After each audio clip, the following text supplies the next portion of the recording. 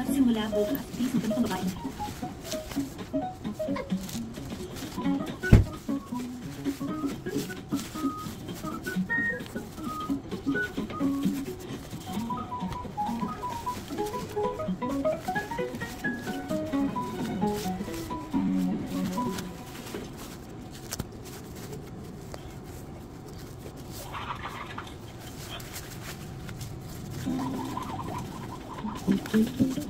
Good morning. Good morning.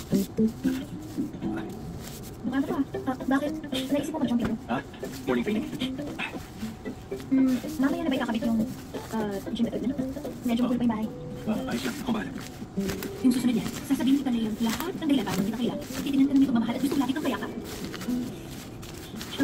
Ano, sige, papasok na akong may kita. Bye.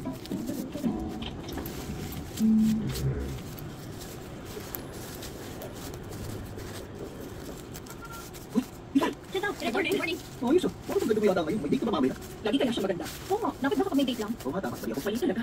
Amika, mas lalo kang gumanda ngayon. Ang babae kapag ganda, mas lalong lumalabas ang ganda. Ganun ba? Ayan na siya. Parating na siya. Darating siya. Sindaw na indaw. Okay, sige. Punta ako sa option letter. Ibigay ng topic para lecture niyo Friday. Friday. Okay. Kung na maganda ng presentation, sindahin mo lang. Okay, gusto trabaho. Okay. Lecture siya, okay man ako. Sasagot ko dito. Hello? Hello, Iwan. Yung sinasabi ko sa'yo, nasa iyo yun, ha? Kita tayo sa Friday para pag-usapan. Ngayong Friday ba? Ano mas tuloy sa tapos yung class? After work, start ng 6 pasensya na gagawin ako sa oras kaya hindi ako makakapunta. Ano sinasabi mo? Sinabi ko na kay Gayaw, napupunta ka. Nasi natin yung mahal ng lakad niya ng meeting. Pag hindi ka pumunta, sasabihin ko kay Gayaw. Kung nalaman ko kung paano may papaliwanag sa kanya, huwag mo na ako idamay dyan. Hindi naman dapat tuloy-damay, ha? Pag ibang tao sinama ko, magpupunta ka.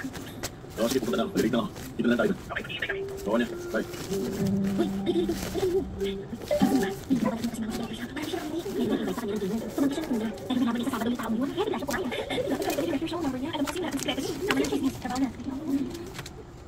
Ayan, okay na. Subukan mo ka-tishik. Okay ba? Oo. Okay na, salamat. Sige sir, ayos na po ka. Okay, salamat sir. Ay, masyado na ako nag-relax. Hindi na ko tama.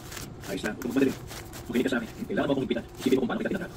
Kaya na, okay, style natin. Alam mo, scientific ako. Basta gusto ko na mas maging mahigpit ka pa sa akin. Magagawa mo ba yun? Sige. Yan, game. 15 minutes dead ha.